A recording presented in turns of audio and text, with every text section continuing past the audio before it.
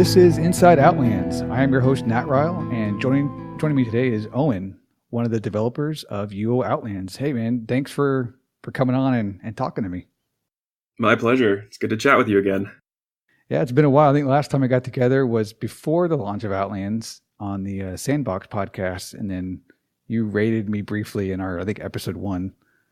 Yeah. It seems like a lifetime ago that we did that podcast, and I remember being so nervous to talk. I specifically bought the mic just to do that podcast and was so excited to promote the server.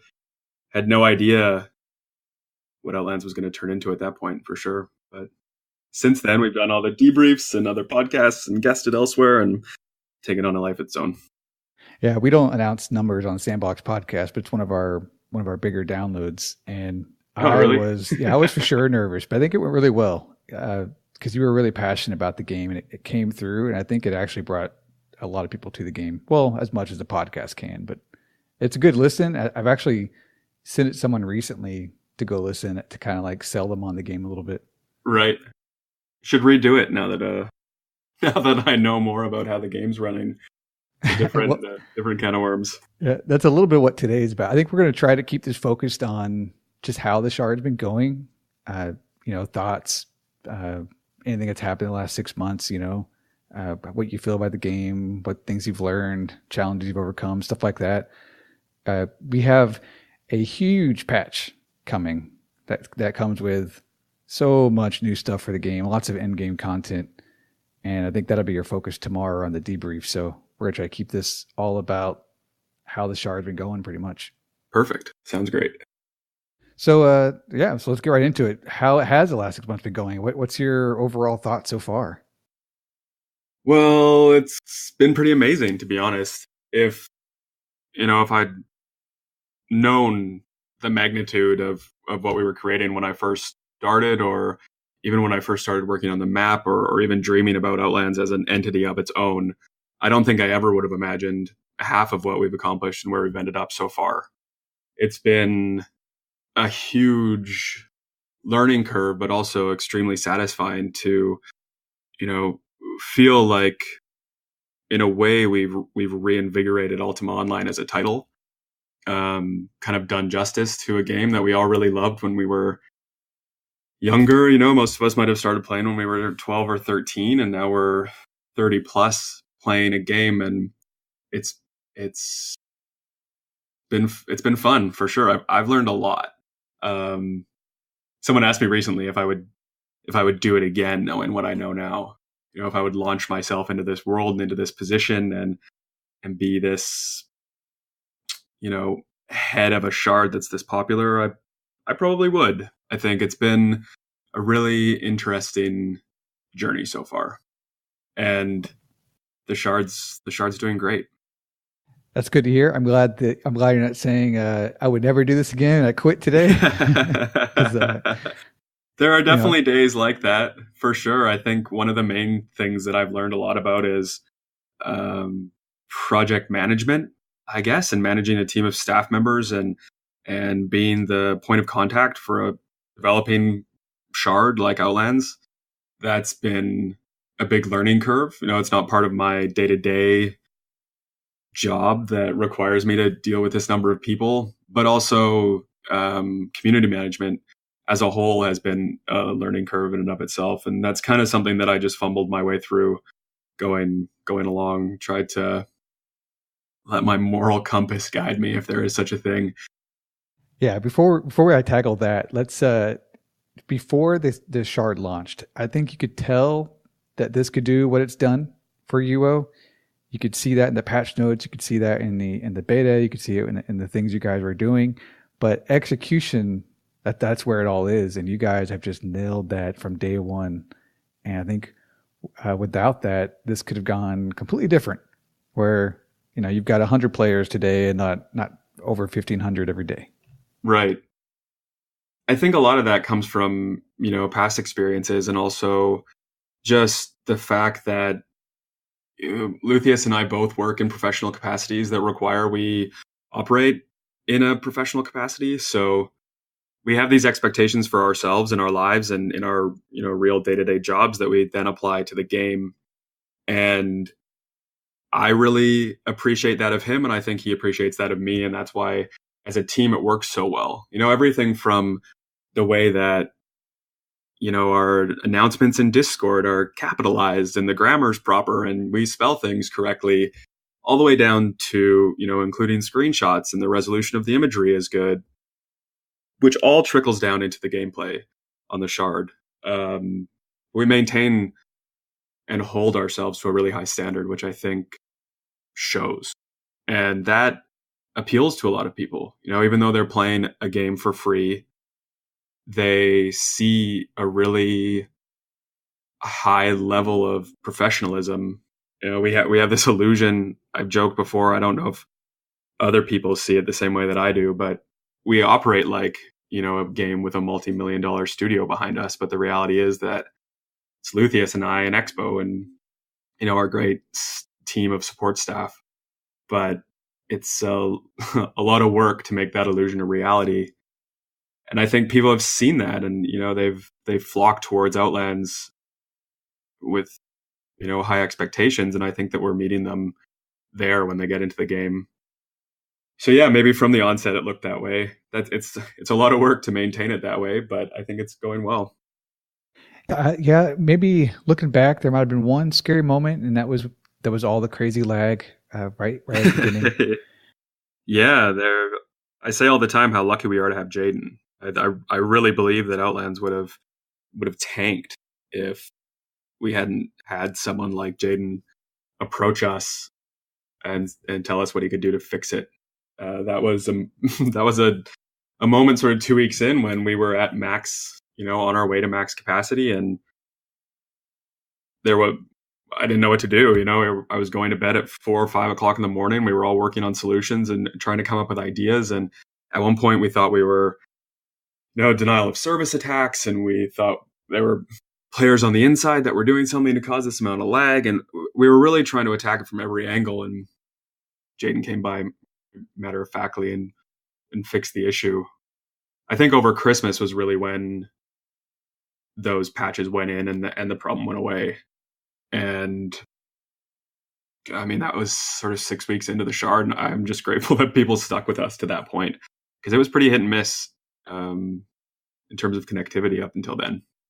It wasn't that bad, but you wouldn't have grown as easily, I don't think, because you quickly, once it got fixed, it went from 1,000 to 2,000 to plus. And we got an episode where I interviewed Jaden, and he really clearly highlights how he did it. It's definitely impressive, and it was night and day. Jaden's a genius. He really is a brilliant sort of computer mind. He's working on a few things right now, and he's talking in the staff dev chat, and I kind of just glaze over because there's a lot going on that he's working on that I just trust that what he's doing is going to make the Shard run faster, and I have to let him go with that. Those roles have kind of slid into place in terms of Jaden and Vorspire working on the guts of the Shard and Luthien directing the content, and me fielding community all day, every day, and working on the map. We're really lucky to have Jaden on board, who he brings so much to the Shard that was kind of a missing link at that point. Yeah. What was your use before this in Discord, and now what is it? Are you in Discord? I don't know, 23 hours a day? Yeah, I have Discord on my phone, unfortunately, so I'm pretty much reachable at all hours. I definitely turn off a bit more than I used to. People have direct access to me at all times, and I think they know that. So I'm around a little too much, but it's important for me that I'm in touch with my player base, and I know the conversations and the going on of the community, and Discord's such a hotspot for that. So many times even people who are having issues in game reach out in Discord when really they should just page in game, because they'll get support staff sooner than if they'd messaged me. But yeah, I spend a lot of time in Discord, on the forums, in game. I was looking at my in-game time, and it's something ridiculous, and many days. It's like 60 days of total game time since the Shard launched. Oh God, is there a way to check that? I don't know the command. Yeah, you can actually see it on your player profile. It'll show you how well, how old your account is anyway, but for you, it's day one. But I can tell you if you want to know your game time. Okay. I may hit you up. I got two characters I play a lot. I may ask you. I think Expo has double me in game time, which just goes to show you how dedicated he is to the project. He's around a lot and often. Yeah, Expo he's a hidden gem too. His videos, his highlights, his wiki work, all of that just elevates the shard to another level. I think the website work, Yeah, forums. for sure. I was looking at the YouTube channel the other day, and it's grown and it looks amazing, and everything's so cohesive and has such a nice like outward visual identity, and that helps to tie in the whole image of the shard. He's Expo is certainly a find. I'm grateful for Expo every day for everything that he contributes. He's a fantastic addition to the team for sure. So, have you learned anything dealing with community? Any anything you did early in that you've since kind of changed and maybe altered your stance on things or how you deal with people? Yeah, I mean, I was going to die if I kept up the way I did when we first started. There was that whole Junithorn stealing the deed incident, and I went off the deep end. Like I just couldn't imagine that people were so awful. And it wasn't so much the incident. Just to recap, Junithorn was a player who was contributing to the community and was one of the first to have an expensive house and paid $1 million for the deed. And someone's socio engineered their way to being Junithorn's friend. And when Junithorn dropped their house, they stole their house deed and Junithorn quit. And Junithorn came into Discord and said, well, I lost my house. I quit. And for me, Junithorn was someone who was like a prospect for, a counselor role or moving their way into working on the shard. And, there's a certain mentality that a player has that inclines me to think that maybe they'd be good for staff. And Junithorn was one of them. And Junithorn quit. And if you imagine Discord like a seismograph, at that moment, it would have been like, a 10.4 earthquake on the Richter scale. It just blew up. And at that moment, I felt like I'd lost control of everything. The shard was no longer mine to dictate how things were going to run. I couldn't keep up with anything. And that was a real wake-up call for me. To realize how much the game was affecting me and my life and my personal opinion of people and the community at large, and also a reality check for how much more impartial I need to be and how I need to let the community handle itself and grow on its own and choose the direction that it's going to take. If you imagine the community as a living organism, it definitely trends a little, chaotic evil most of the time, but it has to find its way on its own. And that's not something that I can dictate. And that's definitely what I've realized, is that I can, impart positivity or negativity or change the direction of a conversation, but I can't control who's conversing necessarily. So that's been eye-opening. That was from a player perspective, that Discord went to another level. And I have a buddy who is way more casual even than I am. I'm pretty damn casual, and he was checking on Discord and sent me a message. What the hell's going on? Why is it so toxic? It wasn't like that a couple weeks ago. So yeah. I tried to explain to him what was going on, and for some reason that brought out the vocal minority, which they felt the shard was going to go one way or another, and if they didn't plant their flag on that issue, it would become a game they didn't want to play. Right, it would be lost forever. When that wasn't ever in danger. That was a major, I don't want to say flaw, because it definitely, was attractive to a lot of people, but there were a few weeks at the beginning of the shard launch when it was chaos, between bugs that we had that we didn't know about from 18 months in beta because, our beta testers didn't test things as thoroughly as we had hoped, or we didn't catch it, or it wasn't reviewed, whatever it might have been. And also the murder penalties were nowhere near harsh enough, and it was a lawless land and people were killing with impunity. And that was tough for a lot of people who were just, new to Ultima Online, new to the shard, trying to get a fresh footing. And also, thieves were out of control. And that, like this in-game chaos created a flurry of excitement and fun, and people were reliving this experience that they'd first had when they started playing Ultima Online 20 years ago. But I don't know if it was necessarily the launch that we'd envisioned or the direction that we'd ever hoped the shard went. So when we put in those murder penalty changes, and we call it the morality patch, that was the moment in time when thieves changed and when the murder penalties became a bit stricter. And that was definitely a shift, like the first shift in Outlands and in the community. And we lost, quite a big chunk of players at that point because they liked, being reds and killing everybody and not having any penalties. But for longevity of a project like this, that just doesn't work. So those were touch and go moments in the first few weeks. For sure, was the pre-morality patch was a fun and lawless time, and then Discord reaching fever pitch over that Junithorn episode and the changes that we made to house deeds, which followed.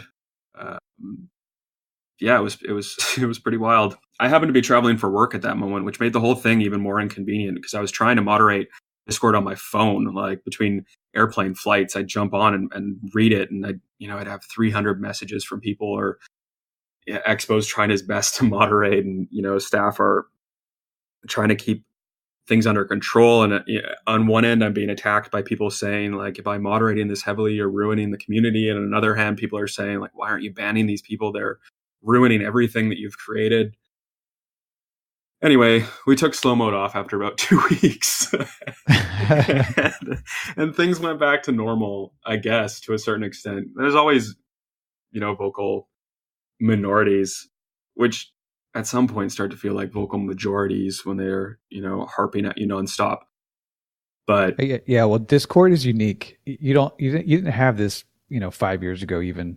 And I wonder if you're in touch with more of a player base than forums, if that's even a thing. Because definitely vocal minority is there, but you can reach so many more of your audience this way. Yeah, we have I think there's almost 5,000 members in our Discord, which pales in comparison to the number of accounts that we have, which now surpasses 20,000 active accounts. So we're definitely reaching people, but it's kind of like, don't get me wrong, I love the Discord community, but I think sometimes it's like the Discord community is the YouTube comment section. They're the people that feel inclined to take part in a community, which aren't necessarily, our actual player base all the time. They're just the people that feel inclined to comment on everything. So yeah, you're probably true there a little bit. Sometimes, there's definitely a group of people that I listen to, and we have 2 small sort of private consultation groups, one for PvP and one for PvM. And that's generally where it's where I know I can go to get feedback from people who are actually playing the game or who I trust with their, expertise and years of experience. Yeah. Don't add me to either of those groups because I don't know shit. And then try to, I filter a lot of information, but for the most part, it's really just me. I used to wake up in the morning and read every word that was said in Discord overnight. That was like some weird jail sentence, like self, nihilistic thing that I was doing. And now I don't do that. I just jump straight into private messages because I wake up to about, 65 or so every morning. Discord's interesting, for better or worse. It's definitely a sort of a hub of the community. Not many people use forums. If people have a serious idea, I direct them to the forums and say, instead of angrily, bashing your keyboard line after line about something that you're feeling really passionate about, why don't you take a step back and form your ideas and make them into a suggestions post on the forum, and then you will get responses that are equally well thought out, and it will give me a chance to digest what you're saying and, a grand scheme, bigger picture, and then I have to take that to Luthien and see how we can integrate it into the game. Yeah, I think your unified front, your vision for the game came out pretty clear at that time with the thieving incident and then the morality patch, as you're calling it. And I don't know. I guess I always knew that was coming. Maybe hindsight's 2020. I don't know. But if there's a dial on how how crazy your sandbox full loot game can get. All the way to the right is Darkfall launch, maybe, Right. and all the way to the left is EverQuest 1, because that's almost like a theme park at that point, but still a little sandboxy, You Right. guys just took that dial and just moved it a little bit. Yeah. You tweak a couple numbers, and it's nothing drastic. I Yeah. even thought afterwards, like, this is not enough penalties, but it actually seemed to help Right. a little bit. I remember before we chatted with the initial podcast, I was in the Sandbox Discord channel, and you had mentioned murder penalties, and you said, this is never going to work, putting gold on murder fees and just knocking people out of the game. It's just not going to work. This isn't right. And I had taken those words on board, but it was something that Luthien was really passionate about making work because it hadn't been tried in Ultima Online before. And the murder system's so touchy. You either have stat loss on one extreme or you don't have anything on the other extreme. And I think right now where we're at is a really nice middle ground. There were definitely, we shifted that dial, and it's not to say that the dial won't continue to shift, but I think right now we're happy with where the murder system is sitting, the number of reds that we're seeing on the server, and also we're all right with where thieves are sitting at the moment. Yeah, thank God I'm not a game designer. I have my opinions on the murder count and penalties and stuff, but I think this system has, for better or worse, actually worked, at least to some extent, especially once you tweaked it. I think it's one of those things that's like, from an analytic number side of things, which is really our best metric, we look and we see, with 1,500 players online, we have 65 murderers altogether online at that point. And if you jump from one to the other, you see maybe 5 of them have left their house. The other 60 are burning off counts or they're AFK or whatever it might be. But 5 reds can really do a lot of damage in a short amount of time. And so for the number side, it doesn't really look that bad. It doesn't look that damaging. But from a player experience, which is what we have to gauge, we have to see how much of an impact that has on their perception of the shard. It's a Feluca shard, don't get me wrong. We're always chastised for having, trammel leanings or, role player leanings. But we have to remember the player experience is first and foremost most important, and also player retention. Because I don't think many people want to play on an empty shard. And if you cater to these lawless classes like thieves and reds, you end up with a lawless world that no one plays it. It's all wolves and no sheep. So you have to strike a balance in a way, and it's a constant dance and conversation. And I like that you said we come across as a unified front, because we're often fuming behind the scenes at each other about the way things should go forward. Yeah, so you never should have said that, because from the outside perspective, it's you guys are always in agreement, it seems like. We work hard to get an agreement. It's really like a relationship. Luthien and I are like, I went to bed angry 2 nights in a row because I didn't get my way. And I was like, I don't like that. I like to make up before bed, and then, but we were, hashing things out over text and trying to, agree on something, which I, was passionate about. Anyway, we ended up in a good spot and released that new test center patch, and the part I didn't want is gone. So we work things out behind the scenes and then present a unified front for sure. The murder balance, it's a lot of things. It's those tweaks to the dial. It's also, I think, some of the player base catching up mechanic wise. You change a lot of skills before launch, tracking and camping, and tracking is the biggest one. When it launched, no one in my guild had it. Well, I mean, a few had it in their build, but now you go to the builds discussions. If you've got a PVM build, they have tracking in it. I've gone and taken old builds, completely reworked drop skills, and added tracking. And it's a big deal on this server. Lets you see when reds are coming, duck out of dodge, or prepare to fight. Either one. It helps reds track and fight, so it changes the PvP game on their end too. And then people is out running around the world doing PVM. It gives them a very nice tool to just get intel. Yeah, the tracking skill is definitely something that we recommend people take now for sure if they're going to be out hunting. It gives them that heads up warning, that countdown to arrival, and they can fight or flee. Most of the time they're fleeing, but we've given people the tools that they need. A lot of people complain about getting killed or PK'd, whatever it might be, and there's two sides to every point of view. Reds feel like we've now made it too easy for blues to get away, especially with the dungeon gates and with tracking. And blues feel like, they're getting killed nonstop everywhere they go. So it's a constant. For me, it's always been about access for reds because I think they can just fly through dungeons and destroy everything in their wake. A lot of time they're traveling in groups, and there's more likely that PKs will be in a group versus solo blues. And often we have these glass cannon spec PVM players in dungeons that couldn't fight back if they tried. Other times, I think that the blues don't even try to fight back. They see reds and they just immediately panic and flee. Whereas a lot of the red players are not great players, and if the blues did fight back, they might have a chance of winning. Oh, it's all a bit of psychological warfare at that point. Yeah, I saw Wes Furter talking about that he's been trying to organize fighting back against Reds as they enter dungeons that are fleeing right away, and is finding some success there. Yeah. Me, I die whether I flee and get caught up on. I die if I turn around and prepare to fight. Yeah.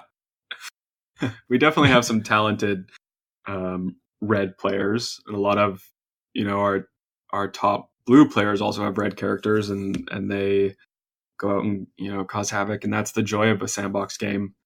So right now we're content with where all of that is sitting. I think there was an attempt to change the heat of battle mechanics, which we'll probably revisit at some point, but right now I think it's working.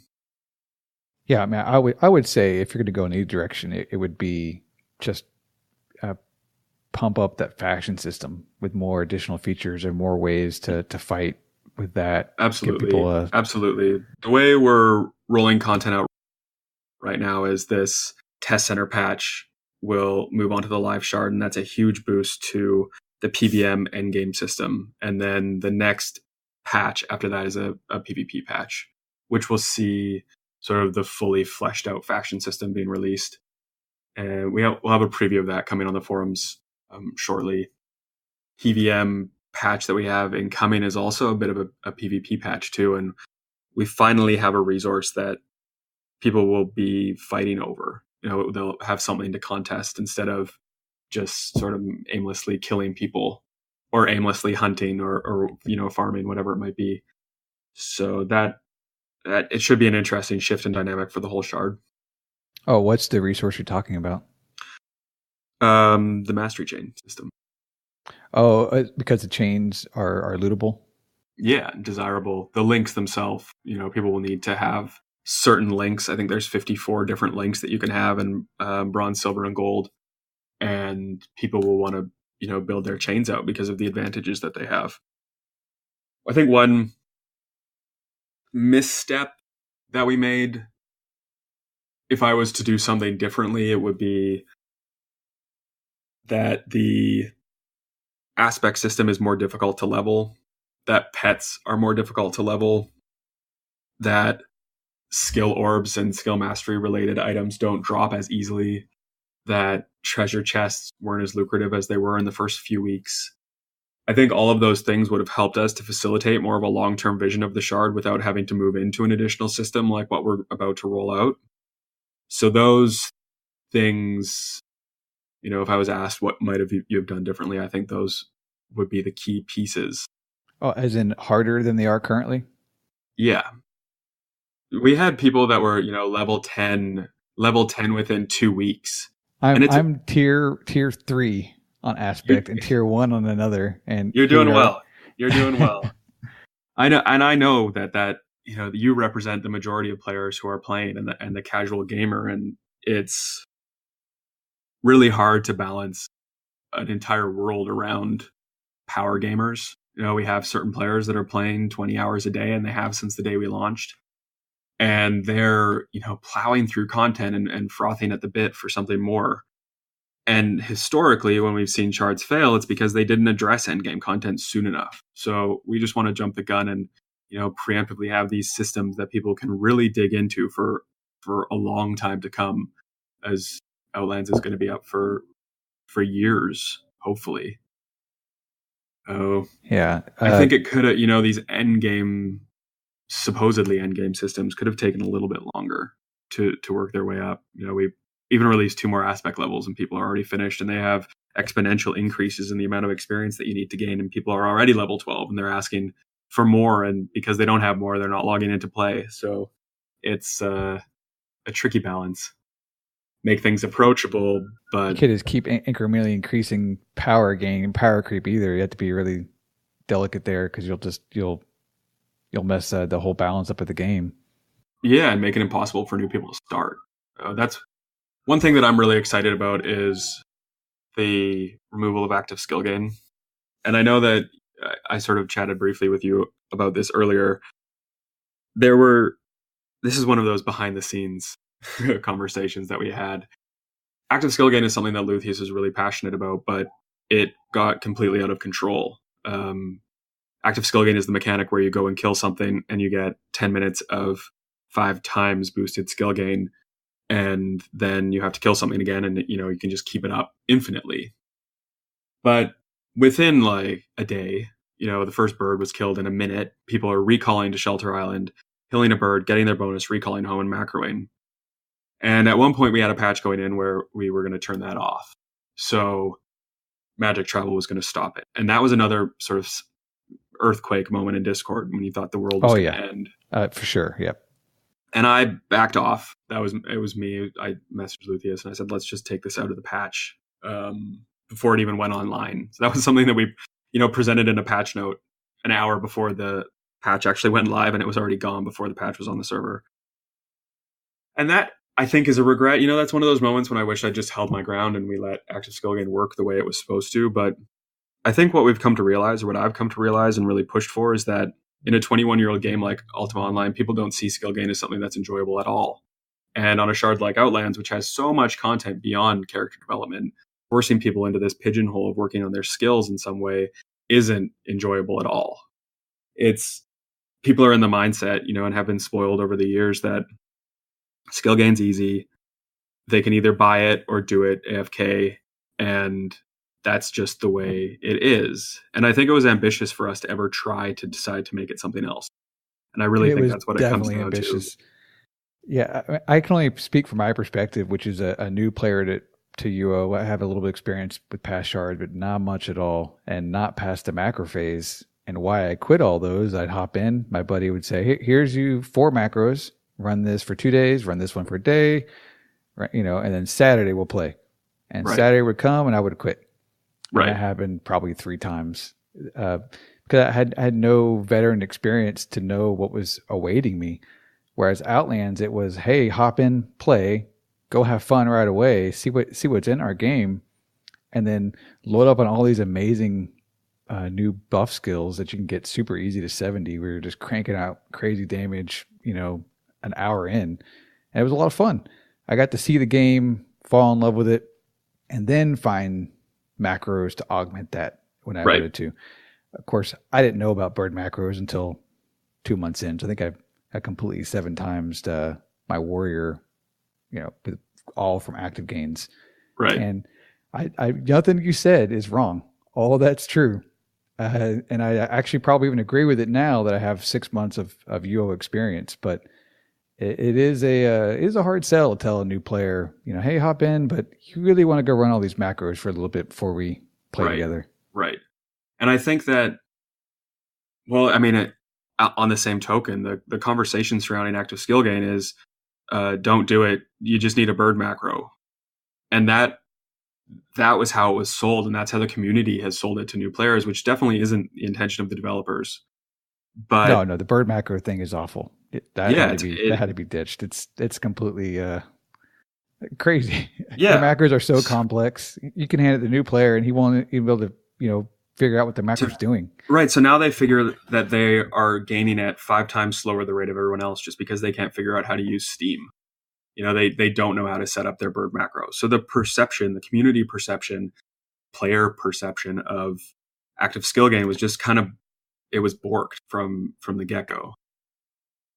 Anyway, we talked about it a lot. Luthien wanted to make it so everyone gained it 5 times naturally, and then if you went out and hunted, killed something with greater than 1 difficulty, you would gain it 10 times active rate. So we still had active skill gain in some way, but magic, travel, or hiking, or whatever it might be, how you got there would negate it. So you couldn't just, recall to a graveyard, kill something with a more complex macro, and then head home to finish macroing.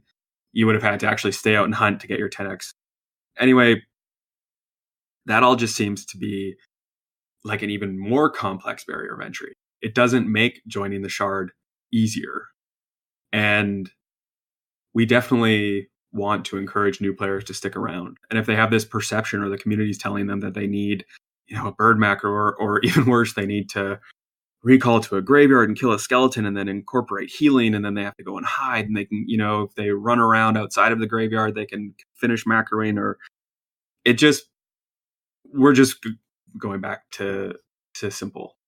And I think that is really the best way forward for skill gain. The rest can be complex, and barrier, the barrier of entry into all of these systems, like you said, like the aspect system was like reading Chinese when it first was released, and now it's quite intuitive, which is definitely something we strive to do. But skill gain doesn't have to be like reading Chinese in a game that's 21 years old. It just doesn't have to be like that. So I think the skill gain change is definitely a positive one moving forward. Yeah, I'm in agreement. It's a positive moving forward. It's also probably a good change at this stage of the game, with bird macros having been in for 6 months. I would have liked to seen Loot this idea 5 months ago, but at this point, I think this is probably a good route. For sure.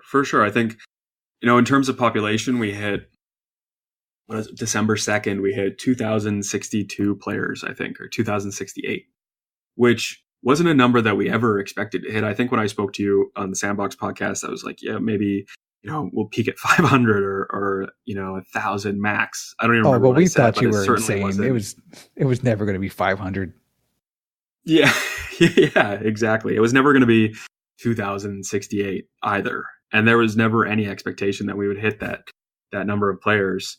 And slowly, the morality patch probably knocked off, 200. We ended up at 1,800. And then people get really excited about launch, and then they leave. They burn out. That's why we're seeing this sort of big rush of IDOCs right now, houses falling on the shard, because these were all players that went, gung-ho for the first 3 months, and now they're gone. They burned out, or they've left, or they've gone to another shard, or whatever it might be. So now the population hovers around 1,500 on an average night. Weekends, we get close to 1,600, but haven't been over 1,600 in quite some time.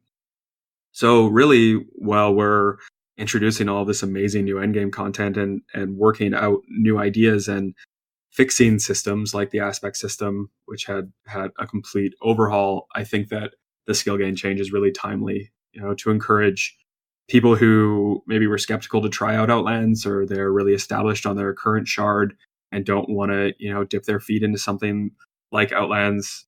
Changing the skill gain system altogether, or reverting it back to something that people are more familiar with, I think is timely. We might see a bit of an uptick in population. You're going to get veterans that for sure just had no interest in any kind of slow progression. This will definitely pique their interest. But the population numbers, I have friends that are taking a break, that have quit. There's also new players coming in. You would think population will be decreasing, but it doesn't seem like that in game. Are you noticing just people that are being funneled out are being replaced with new players, or? Yeah, absolutely. And I think one thing too that we saw when we launched was that people were running 3 clients because they wanted to progress as quickly as possible and on as many characters as possible. But now the majority of players are only logged in with one IP. So if you have, 1,500 14, 50 characters running around. The world feels just as busy as if you had 2,000 characters running around, but 2 are macroing. So it's active. I mean, it seems more active than ever before. I think that you can't go into a dungeon without running into a group. Rarely dungeons fall below 5 players. Typically they're around 10, 15. We see upwards. I checked the other night, there were like 25 people in Cavernum, and I thought, there's got to be a boss up or something. But no, it was just, groups of people farming and playing around. So yeah, the shard is busy. It's busier than it's ever been, for sure. People are established and they're jumping into endgame content and they're playing the game. There's a lot of guild animosity that's starting to grow, and tournaments are happening, and notoriety and community in game is bustling. So good. Really so let's talk about some of your recent changes, just big changes that have happened in the last couple months. First up is the aspect system overhaul, which you just mentioned, and that's a cool one. Because before the aspect system, you would activate it, and it would. I'm trying to remember how it worked before because I've been using the new one for so long. It didn't use your gear. You had a suit that you kept charged, basically. Right? Yeah, and so when you died, the suit would go away, become unblessed. Yeah, if you screwed up and revived somewhere where there were people, they could loot it from you. Whereas right. Now it overwrites your set of gear, which keeps crafters involved in the system. Right.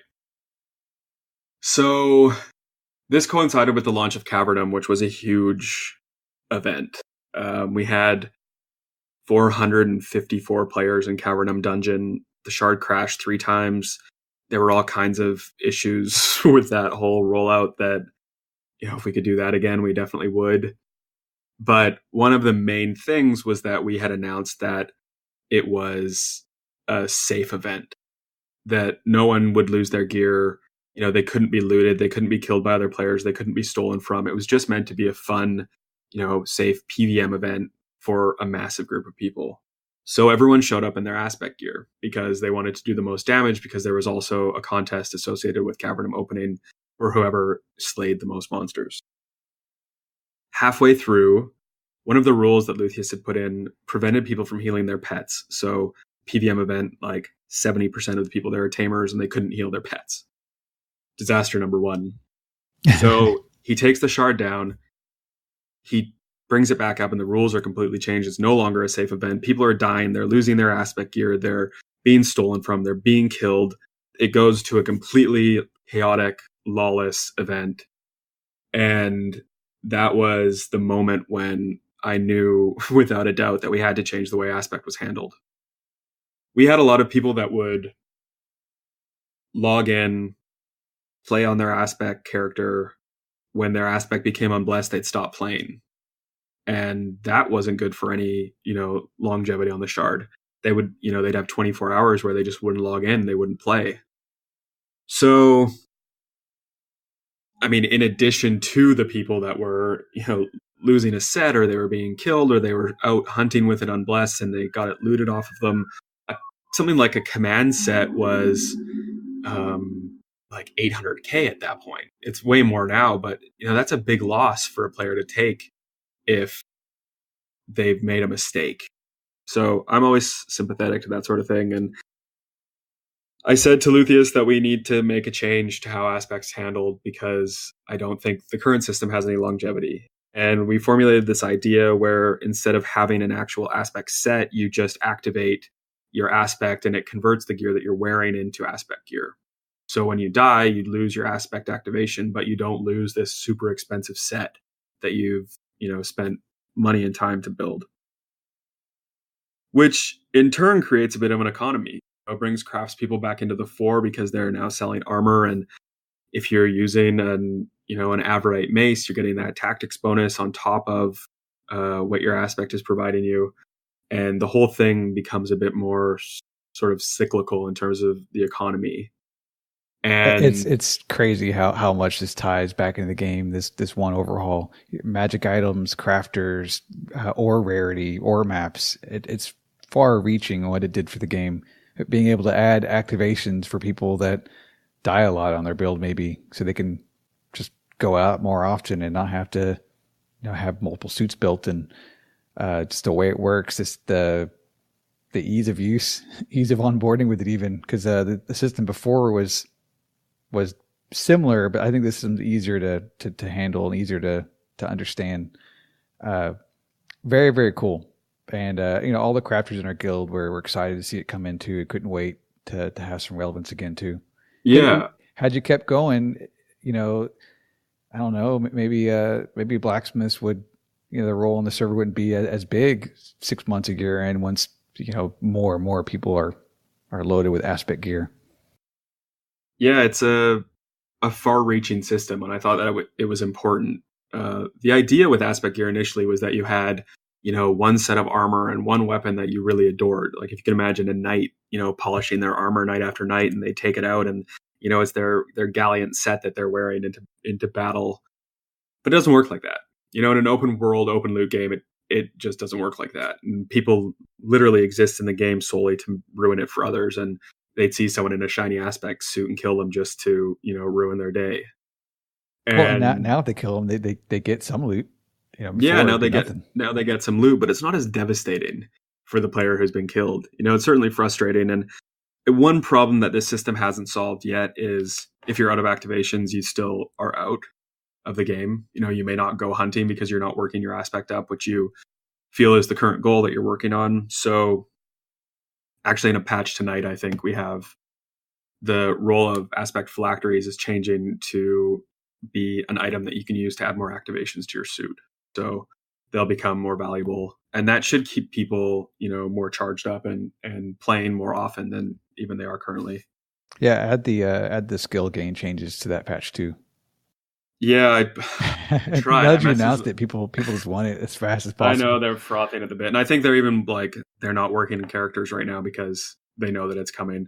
I asked Luthien about it today. I texted him while he was at work, and I said, we have aspect weapons are currently bugged since the patch last night. Typical development, you fix one bug and you introduce 4 more. So we have a patch going in to fix that, and I suggested that we put in the skill gain patch as well. And he said it might take a little longer to set up. So he's dragging his feet, but I'll get him there. Nice. Yeah, so I mean that's cool. The other big thing that's happened in the last month or so is you brought in Corpse Creek contest, which I haven't done, but I am in a very PVM guild, Beard Brothers, and even we've had some participation in it and a couple of wins there, which got us a nice boon in a dungeon for a little while. Nice. It's cool. I think players are liking it. I'll have to check it out eventually once I get dragged to PvP, but it's cool. I think players are excited about it, and you guys are tackling not only PVM stuff but interesting PvP things for the game. Yeah, the Corpse Creek contest stemmed from the discussion about how meaningless the faction content is on Outlands. Because right now it's basically an arcade game. You can log in 6 times a day for half an hour and you can get your PvP fix without losing anything. And typically those players are logging in and logging out, and they're not contributing in any way to the lifeblood of the server. So I think the reason for that is because it's not integrated in any way into the game. People don't get any reward. They don't get any real world benefit. They don't, even get sort of EP and bragging rights about show score or anything like that. And that is definitely a shortcoming in terms of the faction content that we have. So CCC Corpse Creek contest was kind of rolled out as a stopgap between integrating faction content into a bigger, broader picture.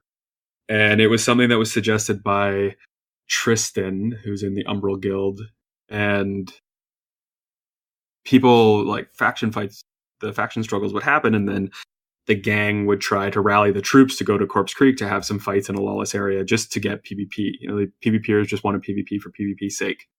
And now they have a purpose. So 5 minutes after faction struggles happen, the Corpse Creek contest starts, and I built a new area that's sort of south of the little town in Corpse Creek in a flat, non-obstructed, no housing area, and there's a platform, and people have to defend the point, similar to a capture point, but it's a single one, and the whole region counts as the arena for that event. And whoever wins it after a half hour of contesting the point in Corpse Creek gets a chest, a treasure chest, which ranges randomly from a level 4 to a level 7 chest. So the loot can be quite good and profitable. And if they don't loot it after 10 minutes, it becomes open. So other players can loot it. So they have to also defend the chest after the event is over. And it has been extremely popular. The first week we introduced it, we were seeing like 50 people there fighting over this chest. And now, I mean, I think there are typically people at every one. I think I've seen 2 or 3 no-shows. One guild just standing around waiting for half an hour to open their chest without being contested. But for the most part, they're extremely active. And I think that's a good indication for PvP content moving forward, is that it needs to be, purpose driven. And that's something we've definitely taken on board for the future faction system expansion stuff. The model of Corpse Creek is definitely working. We're going to go with that. It is. I also would like to see it go maybe a little EVE Online where you're fighting over territory, moving back and forth, sieges, that kind of thing. I don't know how possible that is to get into UO, or if other shards have done that in the past. You're onto something with that idea for sure. The faction system in the future will see 3 major bases which you can capture and defend, and it will integrate all play styles. And we're working on an element that might be transient, but for the most part, it will be stationed on 3 castles. So yeah, I said we would talk past, but I can't help myself. Talk about future. So a big thing, at least that I'm concerned about, is classic UO. I've been involved with that since, I don't know, the first release that he dropped on the GitHub, and I dove right in. I've been testing it, pretty much my primary client for the last month and a half, if not 2 months, helping them find bugs and things. And just recently, it showed up on the Outlands launcher. So all the shit I used to do to get that thing launched is now one click, and you're testing the client, which has been cool because now the testers are enormous. But of course, I'm dealing with a little bit of what you are, which is I think I've answered the same question. Yeah, read the times. FAQ. For everyone that doesn't know, it does not have counters in your title bar. It never will. It'll never work with Steam. Please don't ask. It's come a long way. That client is, I think, fully playable for someone that does PVM. PvP is doable with a couple, if you're willing to alter some of your setup and to dive in, do some initial things. I think it will be ready for PvP when they actually finally get the revamped Razor port over, because then some of the targeting issues will be gone. Yeah, it currently has. That's kind of the last step to get it usable everywhere. And then just all the bugs are kind of on the fringe now. Little minor things that may annoy you, but it's far surpassed where Orion was when we last left it. So it's a very, very cool client. Classic UO is amazing. It's another project that Jaden's lead on, and seems like everything he touches turns to gold.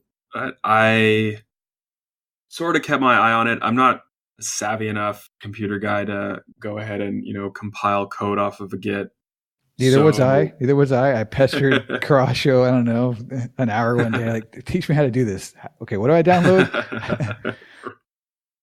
So now that it's on the launcher, people have a lot more easy access to it, including myself. So I'm playing on Classic UO as my primary client now.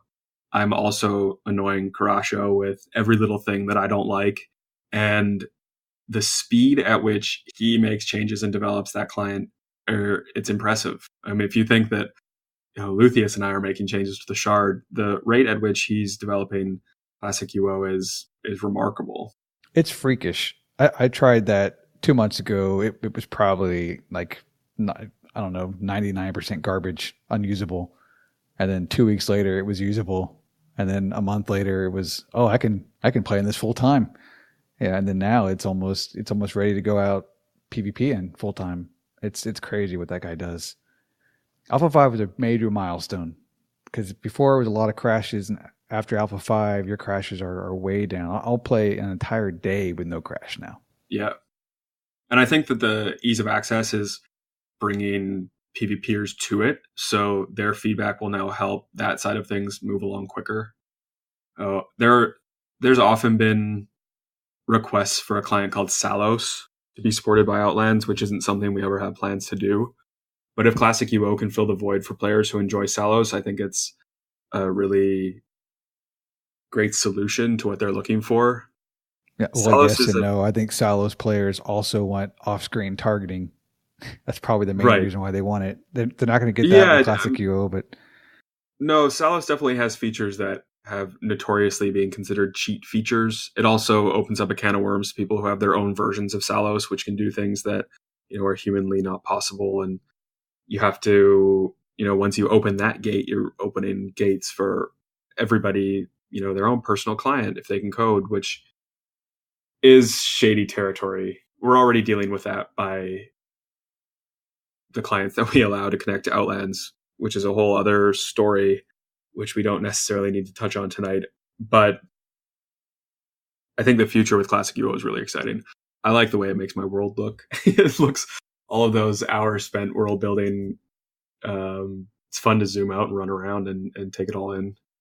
It's a yeah, very slick it's a treat. slick Even if you don't, experience. how I used Orion is probably how a lot of players will use Classic UO, which is, yeah, they use Steam and Razer for their primary one, but maybe a session a week, fire it up and just run around the world and check things out, because it's just so easy. It's like a breath of fresh air playing UO on that client. Yeah. I'm now messaging Karasha with every little thing that annoys me, and he changes them so quickly. But it's fully playable for me on the admin side. Of course, I haven't crashed once using it. My issue with Classic UO, which I've made very clear to Jaden and Karasho, is that the name is awful. They've called a new modern client Classic. And when people are messaging me, they're like, "Oh, the Classic client," just I have to now specify, like, are you talking about logging in with, Steam or Razer and the actual Classic UO client, or are you talking about Classic UO? Oh, I don't know. I asked Karasho how much Outlands needs to donate to name it, so we could just call it, the Outlands client, whatever it might be. I don't know what that name is awful. So I say original client when I'm talking Steam and Razer, and Outlands Right. default client, and then I say Classic UO or Classic client. It is bad. I don't know what, and he loves that name. Like, you can't get him to change it for anything. I think because he admires Jaden so much, and Jaden's the one that came up with it. But I was trying to think of things like play on words, and I, got super creative in the wrong direction. Nouveau UO, let's call it that. And play on nouveau, French, but just UO NUVO. So it was the Nouveau client, but that didn't go anywhere. Karasha wasn't sold on that idea. I don't know if I'm sold on that idea, but we just need something other than Classic UO. Yeah, it's got some cool features coming too. I think eventually the assistant will even be baked inside the client, so it won't be two applications, which would be a huge hurdle, because that will let people play in Mac or Linux without any kind of weird issues you have to do currently. It's got some other things. It needs loot grid and the title bar replacement and a couple other things to kind of really a new scripting system. And over time, I think all that will come in, and then you'll probably see your player base slowly migrate over to it. I don't know what percentage it will tackle, but on the launcher, it gives it a good shot anyways. Yeah, for sure. I think that it is the future. The exciting prospect of Classic UO is that the server is coded in C#, the client is coded in C#, the assistant is coded in C#, which allows us basically to create our own packet code. So we could potentially do things like, if you went into an underwater dungeon, we could turn your whole screen blue, because those packets could send equally, across the board that speaking the same language. Whereas right now we're interpreting the packets of the client as it exists because it's hard coded, and then the server does one thing, the assistant does another, and we don't really have full control over anything but the server, and it gets to be quite complicated. So the pipe dream of having everybody on Classic UO is definitely enticing, but people get stuck in their way after playing a game for a certain way for 20 plus years. So if you're used to, your Steam macros, pulling that away from somebody it's like a Yeah. death wish for asking them to leave the shard. So But we'll see how if we're doing a look back, maybe 6 months ago you don't launch with Steam, but Yeah, maybe. I wish I'd had that foresight, but I didn't. So here we are. well, I think Luthus likes it because it's on his past servers, I think, and you don't see it on other shards that they just have Razor only. Yeah, some shards only have Razor only. Other shards offer more clients than we have, and they have more functionality. Target closest is always the hot topic, which we'll see where we end up on that debate. A lot of people just want us to enable target closest. We're sort of adamant that we're never going to enable target closest. The Just give me target reality, closest monster. That's all right, I which is want. something that we could do with classic UO. Jaden could hop in and code that feature, but that's not something that we have control over with Steam. I've offered the developer of Steam, 5 figures, and he won't even respond. But try to buy the source code from him so that we can integrate it into classic UO, or at least dissect what's going on behind the scenes and release our own version of Steam and change the protocol banning outright classic or target closest. But they don't respond. They have no interest in being involved in the Ultima Online community. Part of me can't blame them for various reasons. Yeah, But we'll see you where know we all end about up. that intimately. Yeah, We'll see where we end up with the client. I mean, in a dream world, we migrate everybody to classic UO once it's ready. But I think the client is close, but the assistant leaves a bit to be desired in terms of scripting functionality and grid loot and a few other things that Steam really excels at, for better or worse. People can do crazy things with the Steam scripting language, and that's both exciting and a detriment, I think, for the game. yeah. You'll have to wait and just see what the migration is like. How much of your player base actually does it, and what and weigh the negatives and positives of whether a move fully to it is even worth doing. Yeah, I like, in my idealistic sense, having everyone on the same level playing field is really enticing. Something that we can control fully instead of having no idea what people are connecting on, or if they are using cheat versions of something or their own hacked client, or they took the source code of classic UO and now they have a fully automated lumberjack. Those sorts of things are definitely possible. We've toyed around with the idea internally of launching some kind of like esports for Ultima Online. And the reality of that is that we have no idea what anyone's connecting on. So if we could force everyone onto one client, at least it would be, a level playing field, more based on skill and less based on having a game that plays itself. Those sorts of things are what cross our mind. So I would be I would get in big trouble if I don't mention a couple of these community questions to you. The first one, these all come from my guildmates. So the first one is from Weebus. He I don't know if you've seen him in game, but that guy I think is the #1 achievement getter in the game. Yeah. And there are a couple. He's explained it in great detail. I just got to say one thing. I'll set him off for like 20 things in Discord. He'll start going off. But I think basically like certain things are linked to another, and you can't quite get all the achievements. There's something in the achievements that are broken. Yeah, achievements are broken, and they have been since we launched, which and is just shameful to admit. He wants a leaderboard too. He wants to see a leaderboard, I guess, with for achievements as well. like most achievements. I think we could definitely do that. I know that Wes also is like, he has a completionist mentality when he plays the game, and he wants to accomplish as much as he can on one character. So I could definitely see adding most achievements to a leaderboard. I don't think that's out of the question. We've kept Luthus so busy generating content that he hasn't had a chance to sit down and untangle the achievement system, which he says will take him about 5 hours. So all of that data is stored. People just aren't getting the credit for it.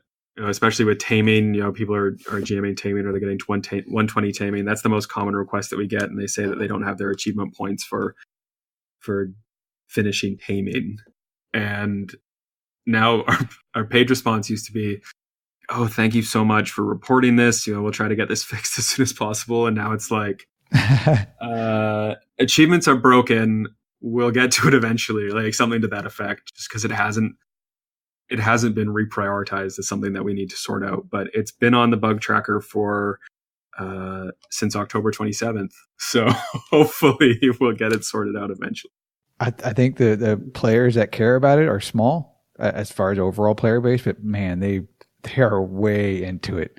It's one of those, carrots that we've dangled over players' heads to keep going and to work towards a goal. And the system is great; it just needs to function properly. So, what I would say is the things you've achieved are not lost; they're just not being represented properly by the display sort of front-facing system on the achievement side. So, if you're not, it's all there. It's just a matter of us putting it all back together. I know there's also odd things like you get 100,000 kills, but then you start over on the 300,000 kills, and you start over on the 500,000 kills. That's another complaint I get. Okay. I hadn't heard about that, so I'll add it to the bug tracker. and this is going to tie in the chain system, because I think you can use some of those points you get, reward points you get from achievements. So having to buy links. Yeah, to buy links. So yeah, Luthus might have to finally tackle that before a chain comes out. I don't know. Sink his teeth into it. I'll remind him. I'm sure he'd love a little prod to focus on that one. Another big one, I think you see a lot of the community, especially PVM community, and with the chain system coming up with bosses, is if it's from Shadowstone, what are your plans to minimize the toxicity of certain guilds that monopolize endgame content? I think he's primarily referring to boss content, but right. Which guild are you referring to? Shadowstone? So the intent of the boss system is that every guild will now have the opportunity to summon and take a boss if they want to. So the way it's working right now, which I think is an idea that we're shifting away from for all content, is that players do content on our schedule instead of on their own schedule. And the key is that players are able to do content on their own schedule. So right now, the way the future boss summoning system is set up is through your guild menu, you'll see all 9 dungeons listed, and each dungeon will have a quota of monsters that you need to kill. So I think right now the amount of gold we've settled on is 1 million gold killed. And once you reach that quota, if the boss isn't currently summoned or up, someone's not contesting that boss, then you'll be able to summon the boss yourself. And from my idealistic point of view, that allows a guild to say, on our journey to completing our Tomb of Heroism, where we have all 18 bosses laid out and completed in hopes of summoning the Omniboss for our Mastery Chain Link, we need to kill all of the bosses in every dungeon. So your guild can say, like, this week we need to farm Darkmire Temple to reach our quota. So it gives your guild a purpose for the week. You can go and say, all right, Natryle and Shadowstone, you guys take Cavernum this week. We'll go and do Palma, whatever it might be. And as you work your way towards the quota, you'll have the opportunity to summon the boss once you reach it. So once you have your boss ready to summon, you can say, all right, schedule it with your guild. Friday night at 9 p.m., we're taking on Infernus and Inferno. And that allows you to have all your best PVMers, have all your best PvPers, potentially have an alliance that you're working with, be there to protect you. It gives you time to plan and schedule these things on your own, which will give you the best opportunity to defend a boss from a guild that might raid you. Short of instancing the content, this is the best we can offer you, is the ability to schedule this on your own time. Because UO's a sandbox. If we remove the contesting raiding aspect of the game, it will begin to fall flat. So that's how we're planning to minimize guilds monopolizing endgame content, is by giving guilds that don't have the coordination or the manpower or the skill the opportunity to at least dip their toes into it and see how far they can get. So it might mean, making an alliance with a PvP guild to see, what they could offer you. Yeah. Plus, you're dangling a huge carrot in the chain system, the new chain system, to motivate people to up their coordination to make that happen as well. Exactly. Yeah. So if you have a maxed out chain, you're dealing damage that much faster, or you're taming that much quicker, or whatever it might be. Those chain links will be valuable and they'll be sought after. So once you kill a boss, you get your token of heroism, which you can add to your Tomb of Heroism, which then gives you a chance to summon an omniboss, which is one of 3 different kinds of demons, I think, is what we've ended on. Yeah, the omniboss system looks cool. So if anyone wants to hear, we've dropped a couple hints with the future stuff coming. I think you've got a developer debrief tomorrow. I'll probably have this podcast uploaded about the same time. So listen to this one for past retrospective, and the debrief will go kind of deep dive into touch base on the future. Or you can read the test center patch in the forums, which is a crazy amount of text to parse and make sense of, but it's all in there too. All the stuff that's coming. Yeah, that's sort of a all-encompassing PVM endgame injection into the shard, which we're really excited about. There's a few map additions that are coming as well, which I think are really cool. One that I'll mention is that I've been working with the orc clans who have asked for a new orc fort, which they're able to defend and sort of run community events out of, which I'm always for supporting. So that orc fort will go into the next map patch. And then because I added an orc fort, I got rid of an orc fort elsewhere and made that into a new lawless area, which will have a spawn there, which will have some loot, which you're required to have to enter into this boss system, and it all begins to sort of intertwine. So lots of stuff coming. I've got a 2-part interview coming. One with Nero. I'm going to butcher these guys' names. Yeah. And then a 2-part, and then the second part will be Kilgul and Aya.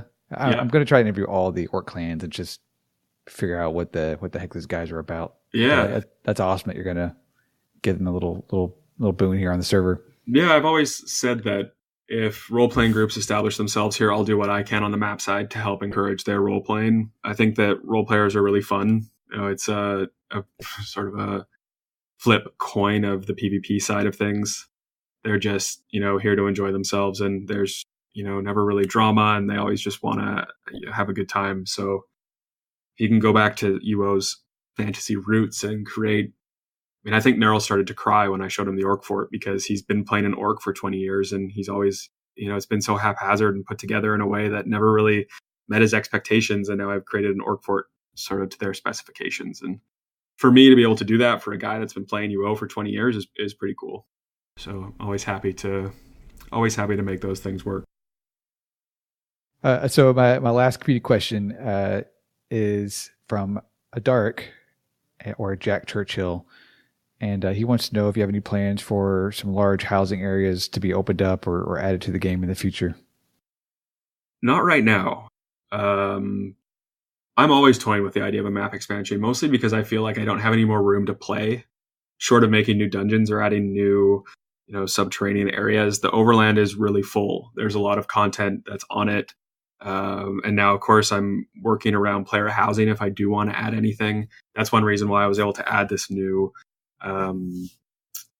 demon area, lawless area, is because I removed an orc fort, but I had to double check exactly where I was building, compare and center to in-game to make sure I wasn't running over anyone's houses.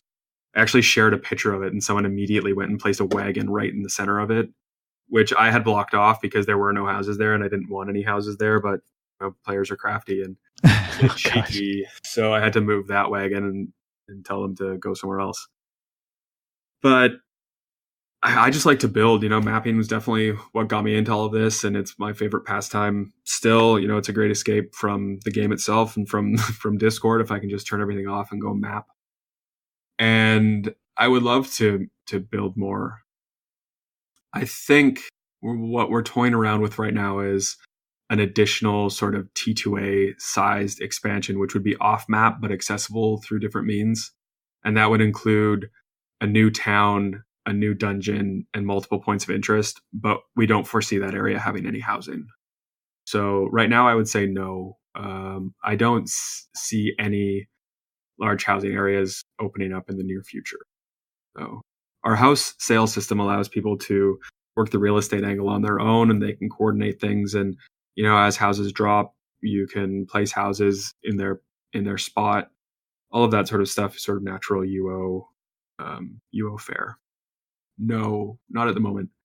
There's been whispers about the guild prestige points being used towards building things. During beta, I had said that if you reached a certain amount of points, I would build you a guild house on the map, like an actual static guild house. But we never put any numbers to that. Now guilds are getting quite high. There are some that are close to 5,000. So it might be time for me to put some numbers down in an official post to announce exactly what you could buy with your guild prestige. But for now, that's all just speculation. Well, Owyn, thanks for your time, man. I really appreciate it. Do you have anything else you want to say before we go? Well, thank you, first of all. I think Inside Outlands is really awesome. It's flattering to think that a project that we created has enough of a community and an interest to have its own podcast. So definitely thank you for taking this on board, and thank you for all of your feedback on Classic UO. And I'm glad that you're still with Outlands. It's been a fun sort of 5.5 months so far, and I can't wait to see what the next years bring the project. But definitely thanks for all your contributions to it. Yeah, I always tell friends that haven't come checked it out yet. I always tell them this is a long-term thing. I think this is going to be around for a very long time, and so like you haven't missed anything yet. Get in now. Come have fun. Play this game. Yeah. I know people say like we're making these patches. They're like it's a little late, in regards to skill gain in particular. Like it's a little late. We've been online for 5.5 months. It's like it's never too late to make changes that are meaningful and for the better of the shard. So yeah, no time like the present if you want to hop on. All right, thanks, Owyn. I will for sure pester you to come back on. I'll give you a couple months break. We'll have some more crazy events happen and stuff. But I really appreciate it. Thank you. Yeah, my pleasure. Thanks for having me, and I'll see you in game. So go to our website, insideoutlands.com. You can join our Discord there. We have a link. I'll have show notes for this, links to the forum threads and such that me and Owyn talked about. See you guys next week. Thanks.